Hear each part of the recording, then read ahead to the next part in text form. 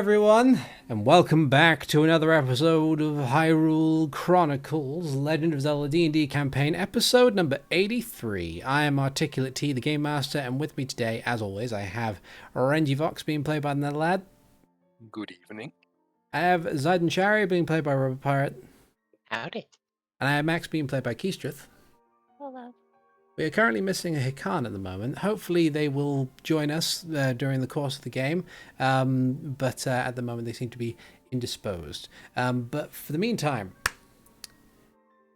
friends, what happened last time?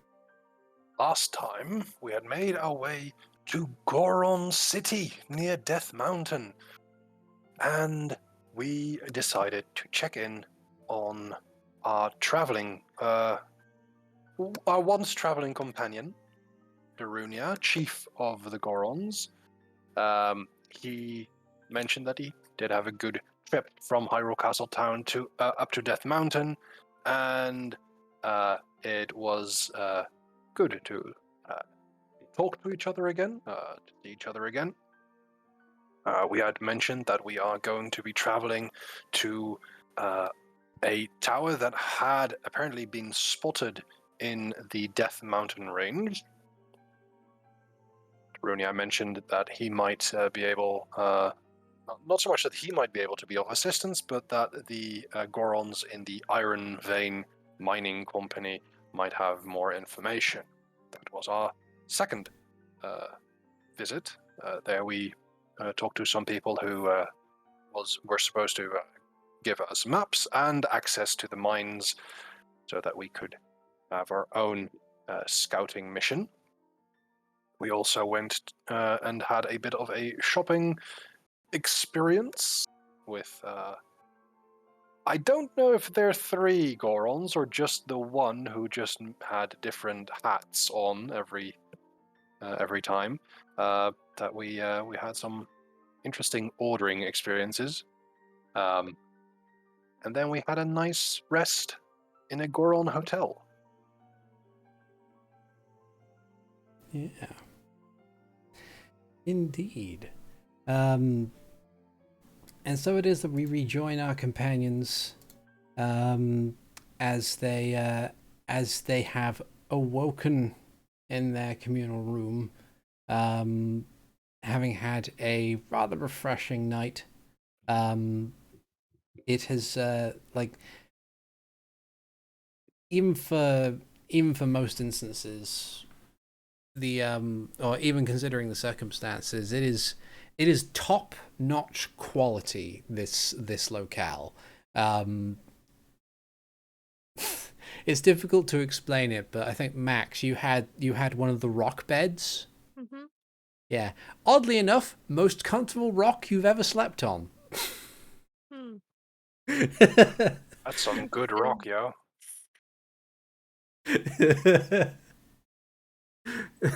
It's memory foam sediment, or memory sediment, as opposed to memory foam.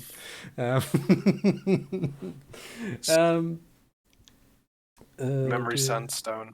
Yeah. Oh god. So it's just memory stone instead of memory foam. Yeah. Oh dear. Oh, I love Goron City, and I love it. I love how silly it is. Yeah. So, is there anything in particular that any of you wish to do first thing in the morning? It's still dark outside, considering that all of you only really sleep for approximately 4 hours as opposed to the usual 6. So you still have a little bit of time before it becomes daylight. But then again, for a race of people who spend most of their time underground, one wonders whether or not their circadian rhythms actually conform to the standard that is more surface-dwelling societies. I think there will be some sparring with Hikan, as usual. Yeah. And I do want to try and... I think I do want to try and see the sunrise unless that is too long of a time to stay in the city before we're going to be on our way. It might be a couple of hours for the sun to rise, but otherwise it's perfectly feasible still. You might be waiting for a fair bit. So training with Hikan, probably you have plenty of time to do that before the sun does begin to rise over the horizon.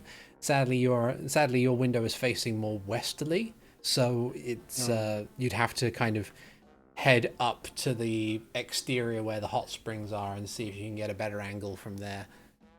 In that case, if we are kind of overlooking the west, I think instead of watching the sun rise like east, looking towards the east, I want to see it coming up over Hyrule itself. So looking west, and I want to kind of try and make a sketch. I'm not very good with the visual medium, but I want to try. Okay, that's fine. Like since you're doing it casually and just kind of like you don't feel rushed with it, I'm not going to make you have a roll. So you effectively take 10 on this, and doing a performance dexterity, you effectively just sketch out something. Like as time had gone by and the sun begins to rise, you can see the darkness, the stars kind of fade out of view before the darkness also follows it and is replaced with this bluish orangish tint. You can see the edge of the mountain range kind of retreat away from the horizon as the sun begins to rise behind you, and you're able to kind of sit down and take in the view enough for you to begin sketching it, and it is quite the view, and it's made even better by the fact that the weather is nice and clear today. So you don't have to worry about overcast or fog or anything. You can just kind of peer down over the vast plains that are a part of the Hyrule Kingdom, and just kind of begin to sketch away. Good. Yeah, and while you are doing, with taking 10, it'll be a 12. Okay. Yeah, it's pretty good. Like it's clear it's not going to be a masterpiece, but it's definitely like you have the basics down that you could probably like you can discern what everything is, and with good enough quality where you can probably like if you added another spare sheet, you could probably copy that image and then sketch it again to practice getting better and stuff. But for the most part, it is decent. All right. Yeah. So while you are doing that, Zaiden and Max, what are you up to this morning? I was waiting for it to get light enough to start spying around the area from the highest point I could find with my spyglass. Ah. Yes. Yeah. So as the sun begins to rise and you can see things a bit clearer, you find effectively the highest point that you can get to, which would probably be the hot springs on the upper floor, and utilizing. I'm just imagining Zaiden wearing nothing but a towel hot with his scope in his hand. Yeah, just kind of like morning relaxation bath and spying on the friggin' mountain range in all directions. It's honest, like it's rare for such a thing for two things to coincide such as this, but you take out your spyglass and you look out over the mountain range to the south, where presumably the tower is located. I'd like for you to make for me a perception check. 22. Nice. So, you spend a few moments trying to get a lay of the land, and much of what the Gorons you've spoken to about this particular route have said, it does appear to be very treacherous. There's a lot of sheer cliffs and not much in the way of workable footing that exist in that general area. However, you catch a glimpse of what you don't believe to be a natural rock formation. There's something about it where it like has a different coloration compared to the rest of the range, and you believe this could potentially be the tower. But getting to it on foot overland is going to be next to impossible, from what you can tell at the very least. But it doesn't appear to be terribly far away. You make a rough estimate around about 10-13 miles, maybe?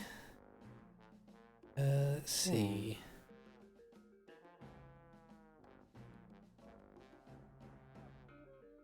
Yeah, thereabouts, maybe a bit further. Okay then. I'm also gonna need to work out what is the largest bird that is a beast that could fly in this volcanic area.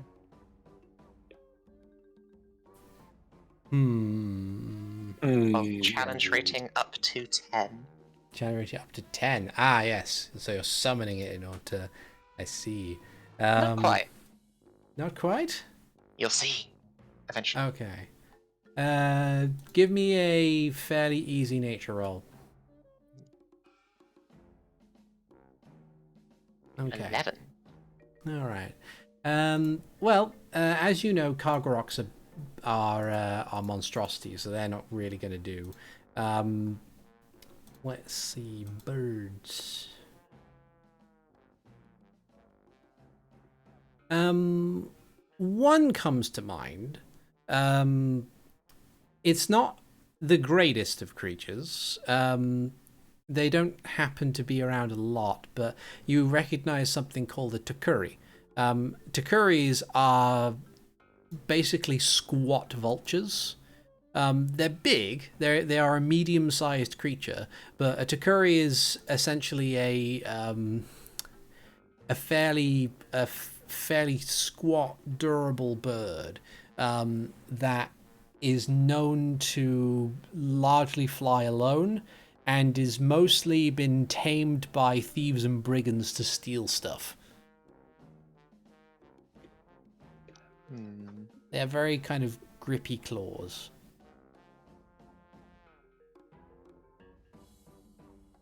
Right, go with a different option then. Let's see then. I was thinking of one creature big enough for everyone. I see. I understand. Which need to be a large at least, I guess. Yeah. Let's see.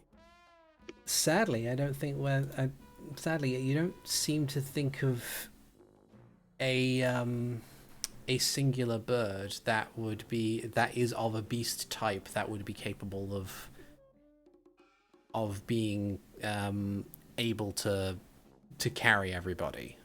Like, well. Yeah, something elemental it is. Fair enough. But yeah. So is your plan to go overland? To a given degree of overland. You did have the thing about the tunnels, right? Yeah, there was a suggestion of using the abandoned mine tunnels, which apparently had some strange noises coming out of it. There's stuff planned that way. Let's go that way. Okay. Sounds interesting.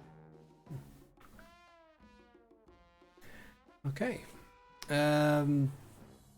But yeah. So with that sort of idea in mind, while you're doing that, is Max doing anything in particular this morning? Max is pacing around. Ah. Just really, really wants to get going. Yeah. Okay. Yeah. It's I imagine it's probably Probably growling under his breath. yeah.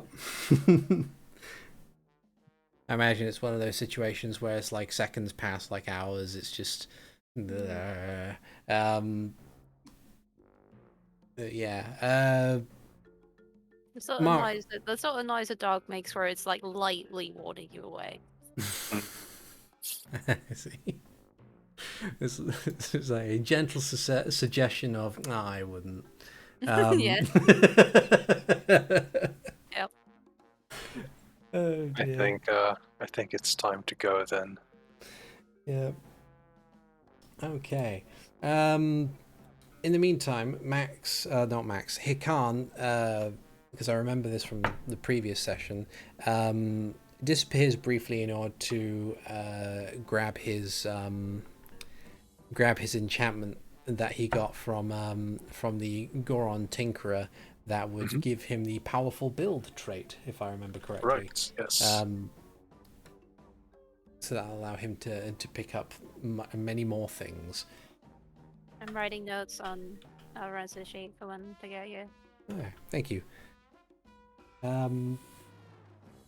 But yeah. So, with your party gathered, Mara, for her part, didn't really do much in regards to the morning stuff. She just kind of went into the more communal area and like the restaurant-y area on the upper floor and just kind of sat and read her book, and that's more or less it. But yeah, with your party gathered, you venture onwards, providing your keys and things back to the innkeeper, who thanks you for your stay and hopes that you've had a nice time. Before you make your way down to the lowest levels of the city, and back into the mining area. You have your guide Chu in hand. You just need to go and find the Goron responsible for running the location, in order to get the map that you might need. Right. Yeah. So, interestingly enough, despite the time of day, it is very busy. But having navigated it for a little while, you are used to the way that Gorons move about these various winding tunnels. And eventually you find yourselves back into the large cavernous mine that has been created by the Iron Vein Mining Company. As you turn up, one of the Gorons looks over and says, "Hey, can we help you?" The different yes. one from last time. We were told of some strange noises and disturbances in the mines. We were hoping to possibly go and investigate. Ah, yeah, okay. I understand. I'll go and get Luger back in a sec. Thank you. And he totters away and comes back a few moments later with the same large Goron who seems to be running the place. And said Goron appears to have a map scroll in his in one of his clenched fists and says, "Ah, yes, welcome, hello. Now let's you folks ready to go through?" We are. Okay. If you kindly follow me. And he turns and heads down one of the walkways, which thankfully have been designed to be able to hold the weight of the Gorons. So the lot of you are not really at risk of the of any kind of weight collapse or anything like that. They're nice and sturdy, and while the handrails leave something to be desired, there's enough space for you to walk on without having to kind of like push yourself against the wall to be away from the edge as much as possible. But you can like as you descend a few more layers down, you can feel the pressure kind of building up in your ears. But eventually you get to one large cavernous area where there's a series of signs written in Goron, which for those who read Goron would say just keep out, closed mine, dangerous, that sort of thing. Just as many warning labels on it as possible. And about 20-30 feet into the actual mouth of the cave, you see that it is almost completely blocked off with loose rubble. Ooh, okay. And Lugresh turns to you, and he kind of hands you the map of the mine, which as you unscroll it, appears to be a very basic looking sort of thing. Almost looks like a subway map. Okay. And he says, we're just gonna get some small scale explosives ready to go just to unblock this here cavern. But if you are fully prepared, then by all means we'll allow you to go through. Do you need this map? We make spares. We have a couple of folks who are we give a couple of folks admin time, as it were. They kind of sit down and make a couple of copies of the same maps as they get developed. Ah, good. In that case, could I have it so that I can program our guide to? Oh, of course, that's absolutely fine. We got 2 more copies back at the office. What we can do is just make a spare again. If you want, I can make a copy of it right now. It depends whilst on you're how. getting the explosives ready. It depends on how much time you got, truth be told. But if you want to, then by all means, I ain't gonna stop you. It would save us a bunch of time for sure. Would I have the time for that to do that whilst they are getting the explosives ready? You may have a few minutes, yeah. But as I said, because it's just a simple line drawing, there's not many details that you need to actively go with. Right. But you're more than capable of spending a couple of minutes as they set up the appropriate explosives to make a crude enough copy. Though if you want and I to, need to make an draw an X on where we want to go, correct? yes. Okay. Then I'm drawing an X where we need to go. Okay. Okay. So you draw an X where you need to go. While you're doing that, a couple of other Gorons come through. They have like a sack over one shoulder. As they kind of situate themselves there, they begin carefully placing these kind of black bluish spheres with green and red sort of leaves at the top, which they kind of very gently place down in various different points. With natural natures from Renji and Zaiden, you could tell that these are bomb flowers. Naturally growing, high explosive flora that seems to crop up all over Death Mountain for reasons that have yet to be explained.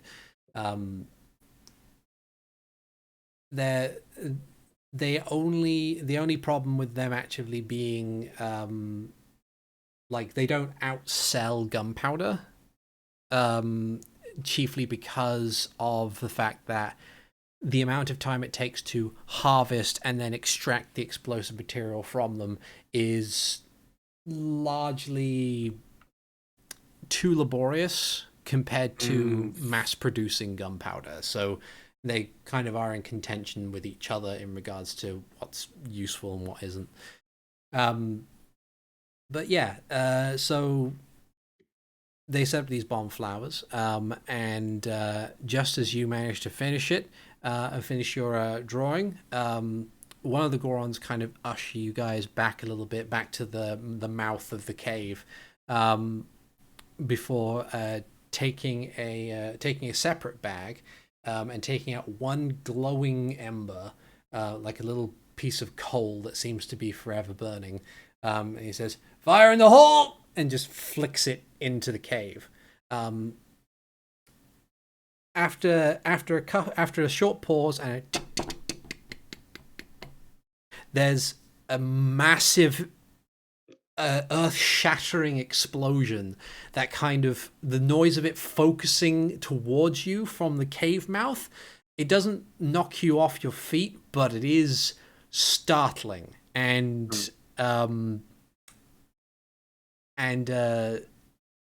perhaps some of you might have been anticipating such a thing to kind of clamp your hands over your ears to avoid any damage. The Gorons themselves don't seem terribly bothered by it. Like they stagger back somewhat, as one would expect from an explosion, but they aren't quick to cover their ears from it. Chances are that they're probably used to it by now. They're all deaf already. They're all deaf already. Yeah, okay. they've been responding to you eloquently because they have all collectively learned to lip read. Which is funny because they don't have lips. Yeah. Yeah. Or on hospitality. Yeah. But yeah, with after the dust clears, what was once a pile of rubble is now gone, and you can hear the sound of the explosion and other tumbling rubble echo off the inside of this dark, dank cave. What once a pile of rubble is now a much finer pile of rubble. Yeah.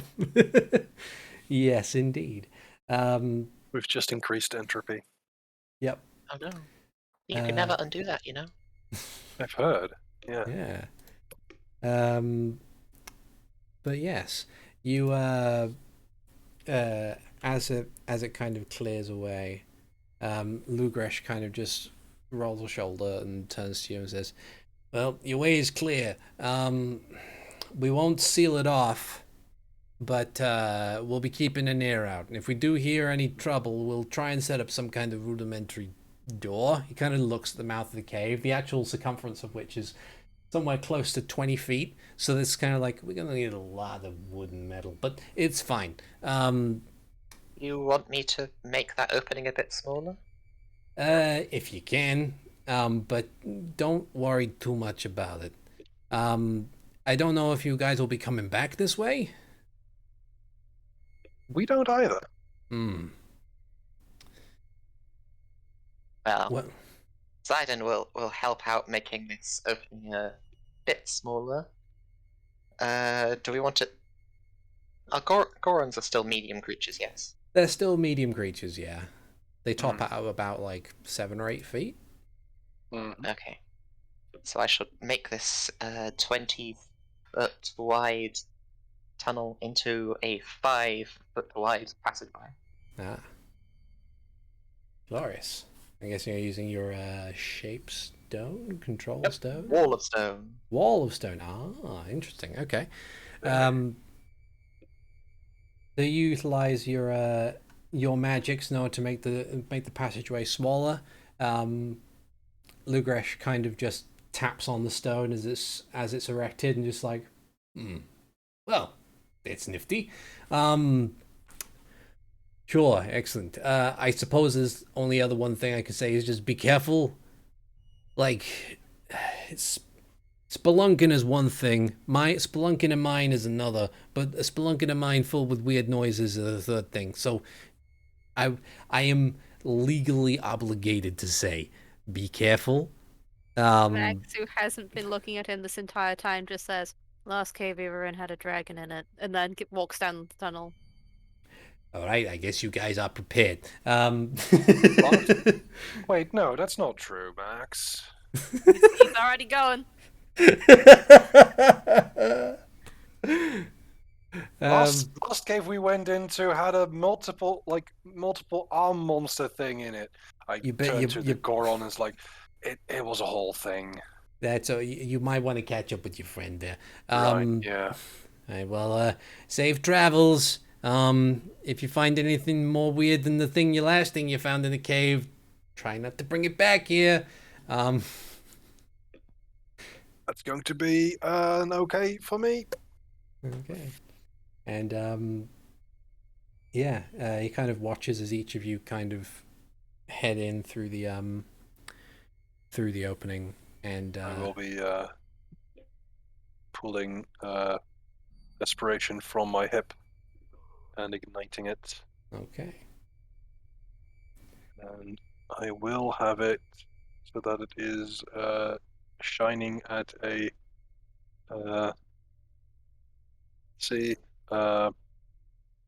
as far as I can get it, 30 feet, bright sunlight, and then 30 feet additionally, dim light.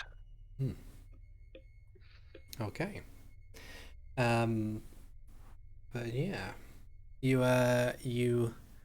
make your way down into the cave, and it is a dark one. Have you already configured your guide, Chew? I believe I did, yes. With the map, I've Yeah. I put it around its sensor. Yep. So you kind of roll it up, you put it into the tube at the top, and after setting it down onto the ground, it and it kind of ticks that way as the little eyes on the front of it just kind of blink on with this dull amber glow. And as you set it onto the ground, it whirs off immediately, following the map that it has been given. What pace does it go? It has a speed of about 15 feet around. Okay. So it's not like the slowest walk that you've ever had to do, but it's not enough for you to have to be jogging through the cave in order to keep up. Makes sense. But yeah, and so it is that you carry on through. Thankfully, given the normal size of Gorons, the winding tunnels that become more uneven as time goes on are carved to be large enough for you to kind of walk without having to duck or squeeze through tight passageways. And after a few moments, it appears that a lot of the path that this guide chew seems to be following seems to follow an old minecart railway that twists and turns its way, that goes down then back up. In some cases it feels like you're going effectively back the way you came, but otherwise it's dark and cold. And as you cold inside Death Mountain? Yeah, odd, isn't it?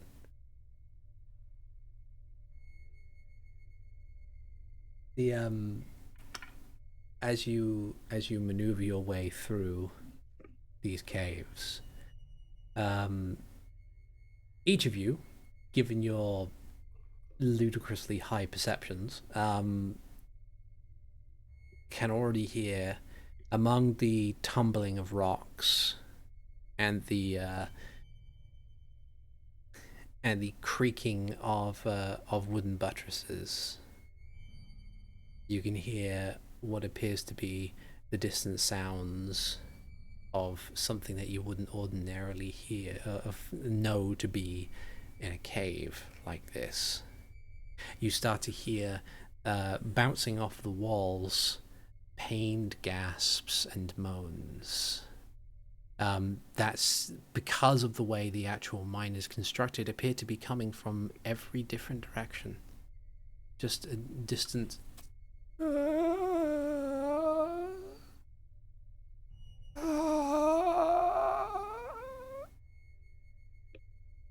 Just constant wheezing and, in some cases, sobbing.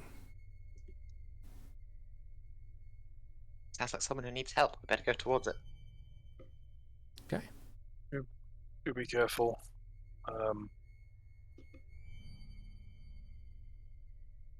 Maybe it's better if one of us goes ahead.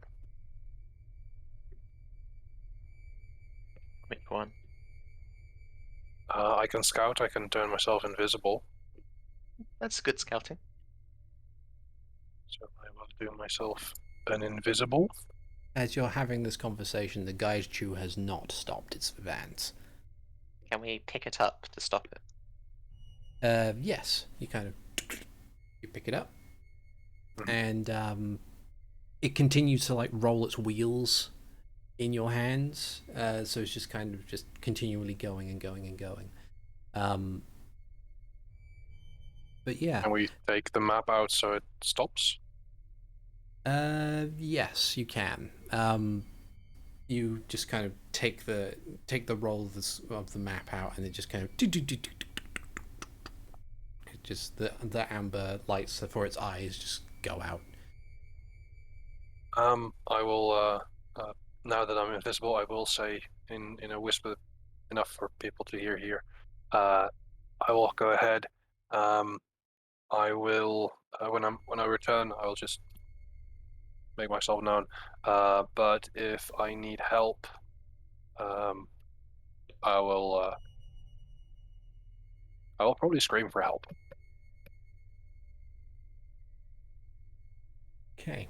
We identify if we can see like multiple tunnel entrances, or is it just a straight line? There's a number of different winding tunnels from where you currently are, and as said, because of the way the tunnels are laid out, you can't tell exactly what direction those moans are coming from. Okay. I will start with the leftmost tunnel that we can see. Did your sword become invisible as well? When I'm holding it, yes. It doesn't give off light anymore. Yeah, interesting, isn't it? I don't know if just like chucking your sword back towards the way you went down would count as an action, so that we could see the light from it and come get you. When I need help, I will probably attack with my sword. Okay.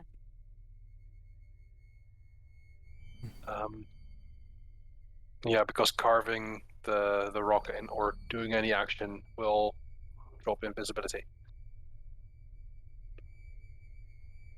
So I will make my way down the leftmost tunnel. Okay.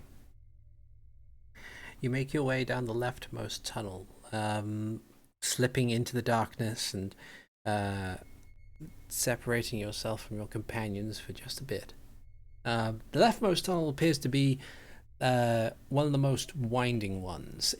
As you kind of enter the mouth of this tunnel, you immediately take a right turn and then another turn to the left, and it kind of carries on like that. There don't appear to be any tracks or anything. Before long, you come to this kind of opening. You feel that the walls and the ceiling of this cave just retreat from you as the space becomes larger and larger and larger. I'd like for you to make for me a perception check, please. A check of the persuasion. That's a 23. Nice. Okay. So with a 23, as you're wandering through, you immediately sense, like you feel beneath you, the earth kind of stop being as uniform as you once thought it was. And as you look down, you see that there is a large pit where there was once floor.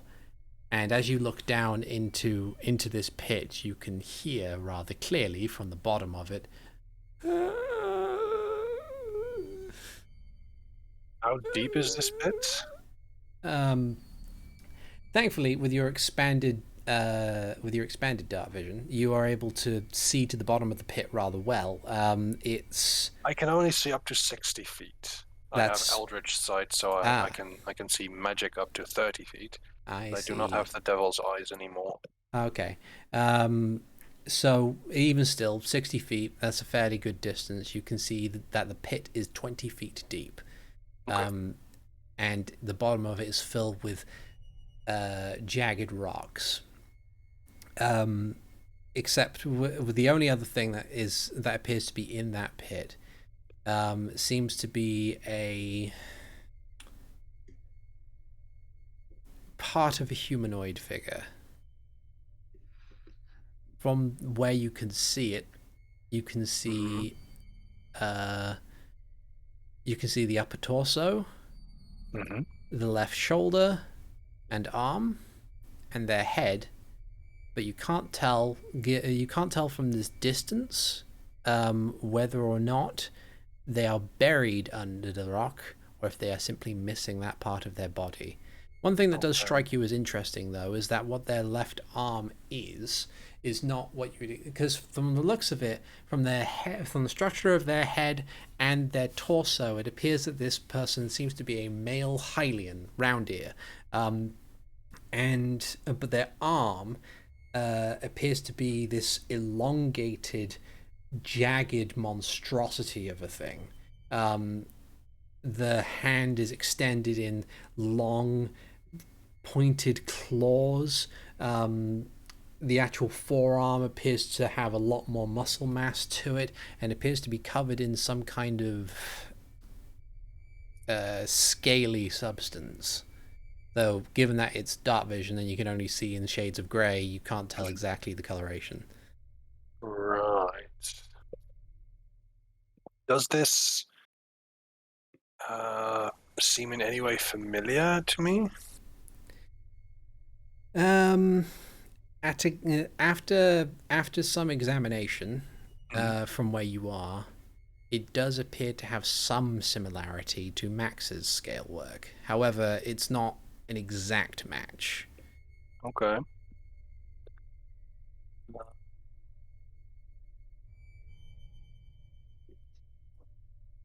And it is in this pit. I don't see if it is buried or just a partial body. But I do hear this moaning sound coming from this creature. Yes. Okay.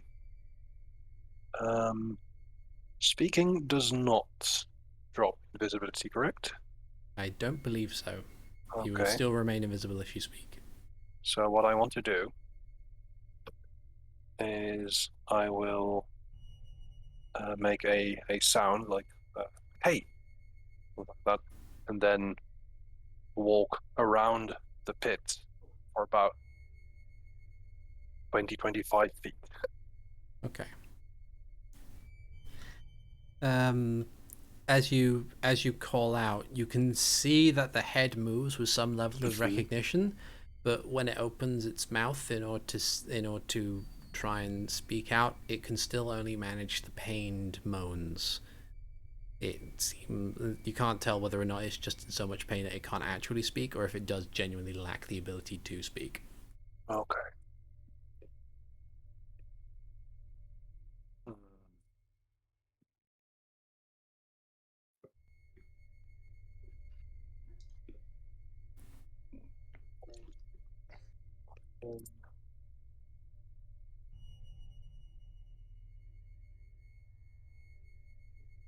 So, what do you plan to do? That's a good question.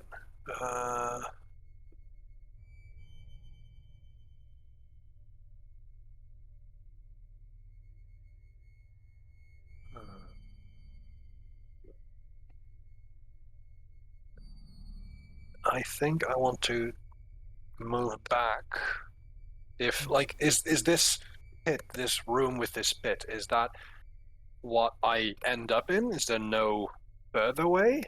Looking ahead, as you get to like the furthest vantage point you can get, you can see that there is really no other side to this pit. It's 20 feet deep, but that's kind of where it ends for this room. Okay. So this is a dead end, Yeah. so far as I can tell. Okay. With that, I think I'm going to backtrack. Inform the group of what I found, and go into the second left tunnel. Okay. One thing I will mention as you come back to inform everyone is that the face on this one had no resemblance to Max. Okay. So you tell us what you found? I will. I mentioned the pit. I mentioned the partial humanoid figure that I found with the scales.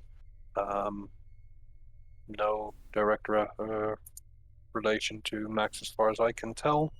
I go and look for myself. I'll go with Max. Okay. And I will go into the then leftmost tunnel. Okay. Hikan will stay at the junction with Mara. Okay. Okay. So while you go down the next tunnel, Max If I and come to the same conclusion as Renji did, I will put this thing out of its misery. okay. Yeah, you get there and you do come to the same conclusion. It's not difficult to put this thing out of its misery. It's just it as you kind of like use your magics in order to kind of finish him off. Yeah, you it kind of twitches and lets loose one last kind of gasp before lying motionless in the bottom of this pit.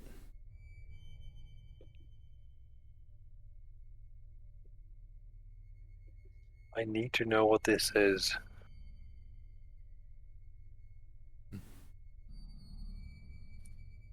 The Mark is wearing the expression like he knows exactly what this is.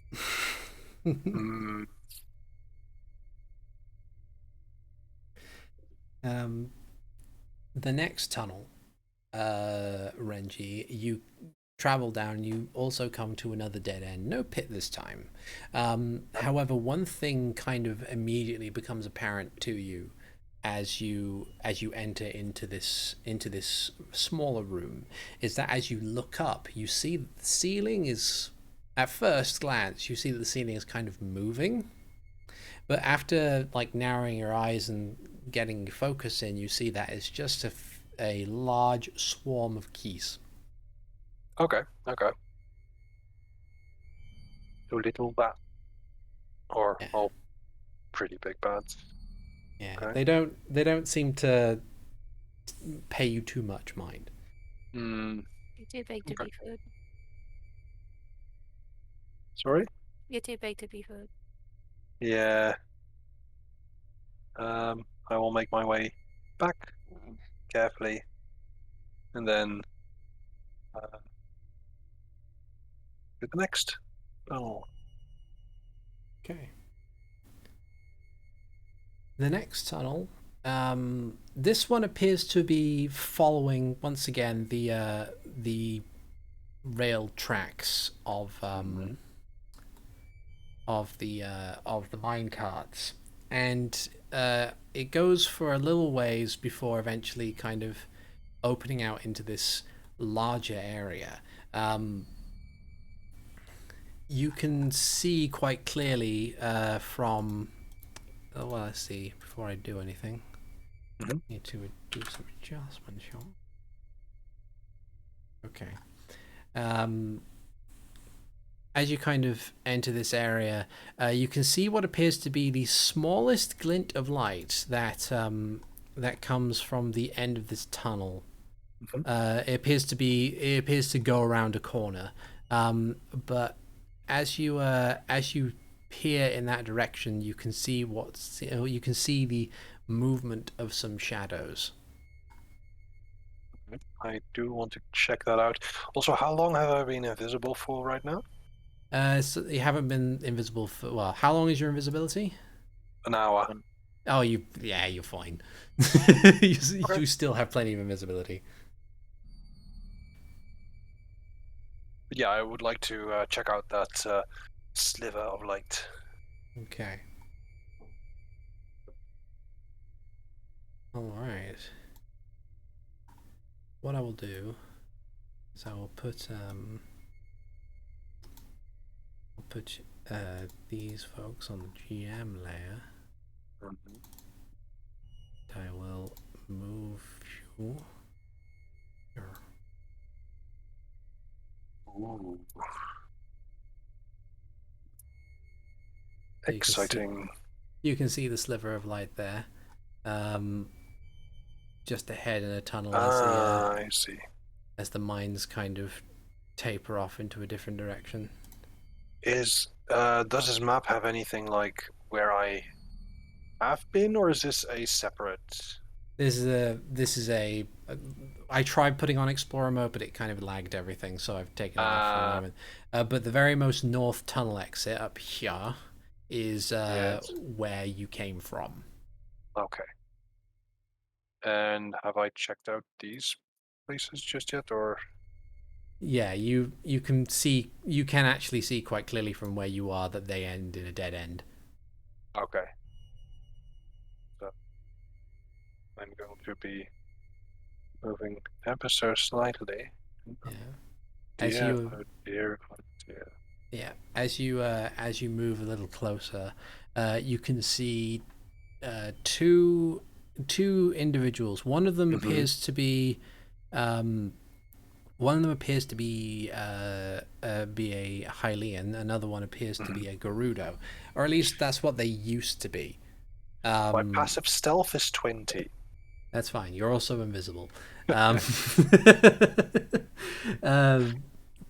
yeah, they don't see you at the moment, but much like the creature in the pit, you see that they are quite clearly very, very malformed. Okay. But they're not 100% dragony, and you can see that you can see from the light that there is some coloration. They do have scale-like features to them, like their like parts of their arms or legs appear to have scales on them, but one of them appears to have kind of this hunched back, where it seems like a shell seems to be trying to form on its back. The other one appears to have some kind of feathery plumage that is forming from their wrist and from the back of their head. All right. They are having much difficulty standing on their 2 feet.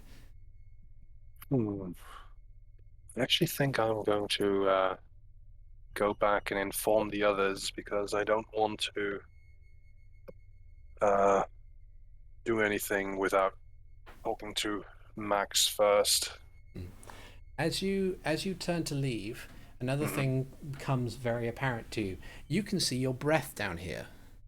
Ooh. Ooh. That's in cold. Yeah, it's very cold. There's ghosts. Now I'm wondering if invisibility also makes your breath invisible when you can see it.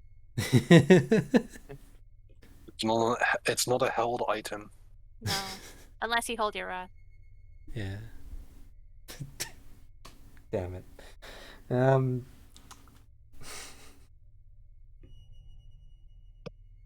So you're heading back, right? Yes. Thank you, Keystrat. That fun. I do not do them often, but when I do, they're enough to make Audie laugh. You do them well. precision pun. Mhm. But yeah, It's like a precision F strike. yeah. So you cautiously make your way back to the others, and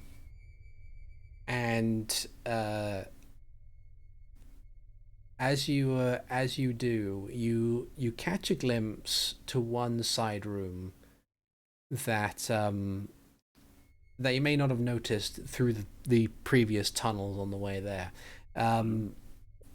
You notice a glimmer of something. Okay. As you kind of maneuver around inside. Yeah, well, that depends. Do you investigate said glimmer? I would like to, yes. Okay.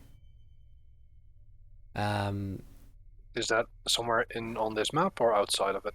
outside of it. Okay. Um, as you kind of glance back to this particular area and kind of move inside, you can see it's a very small crevice. The entirety of the walls inside this small 10-foot by 10-foot space appear to be coated in a thick covering of ice. And standing within this area of ice appears to be two humanoid figures, and judging by their garb, they appear to be Sheikah. Okay. Neither of them are your father, thankfully. But these figures appear to be frozen. Frozen, flash frozen, effectively. The stance that they have seemed to have taken are weapons drawn, but kind of hunkering back against a wall appears to have been an attempt to flee. They must have taken the wrong path.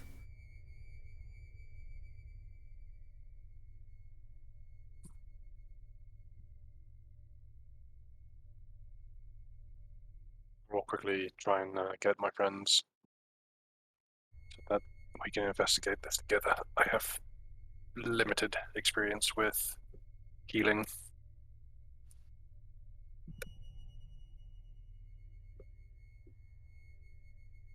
Okay, so you return to the crossroads and Yeah. you find your companions. Mhm. How do various folks react to this information? I'm just continuing to seethe. Mm. You okay? How did you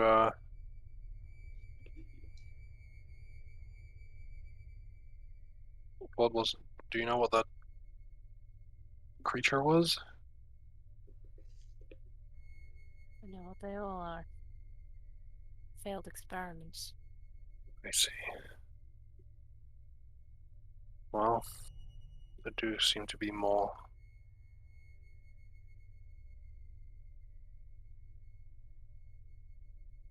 Will you be okay, Max? He'll be okay when he's dead. And in the meantime?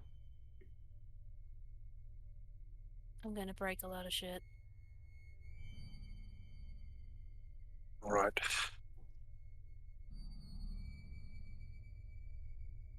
Please don't break our shit, okay?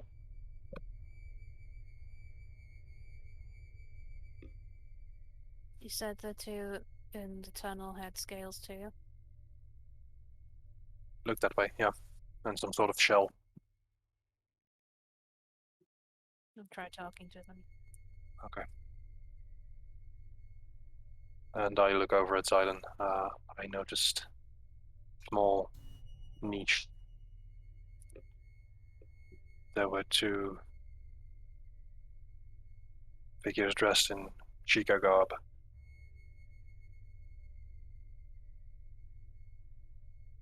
Completely frozen. As if in some sort of, I don't know, like a dragon's breath. I can go inspect. Or something similar. Something similar. And I will follow Zayden. Okay. with that inspection. I'll wait for the other two to be done before going to talk to the others because I might need backup. Yeah, that's much appreciated. Okay. You make your way to this small alcove where you found these two Sheikah. Make for me a medicine, Zayden. I would like to help. I shall also cast upon myself the furious and amazing spell of guidance. Yeah. Hikan will also roll medicine. Okay. A grand total He of has medicine. 24. Oof. Good. And Nice. 23 from Hikan. Both of you discern that, yeah, these two look like they were frozen to death on the spot, and they have been dead for several days. Okay. We should make sure that we keep a record so that we can get them out and give them proper burials.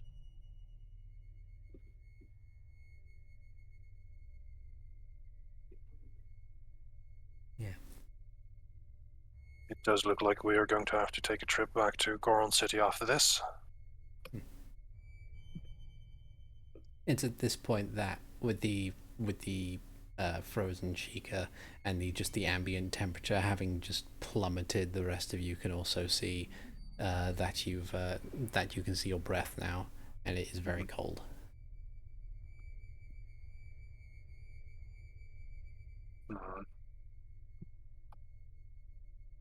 I think I will drop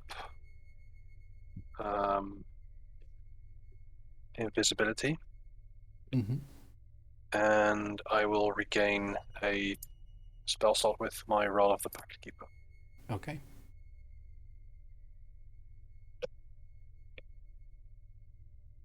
Awesome. And as you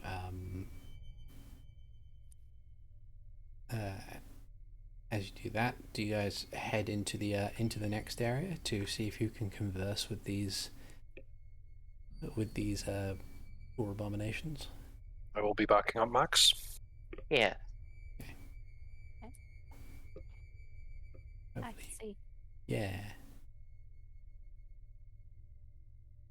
Vision. Is Mara with us? Yeah. Yeah. Yes, Mara's with us. Mara's always with you. Yeah. So are they down this way? Okay. Are they down this way? Yeah. They're down that way, yeah. Okay. Yeah, to about here.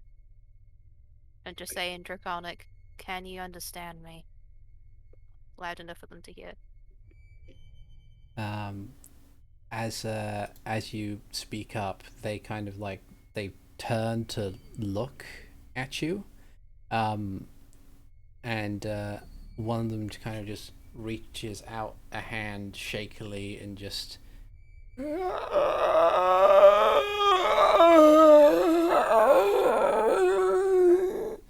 That's not creepy at all. This says guess not. The second one kind of just joins in chorus, and they both begin to kind of move forward. Out of the shadows, a third one seems to kind of slink in, and you can hear the shuffling of feet as they move towards you. Okay.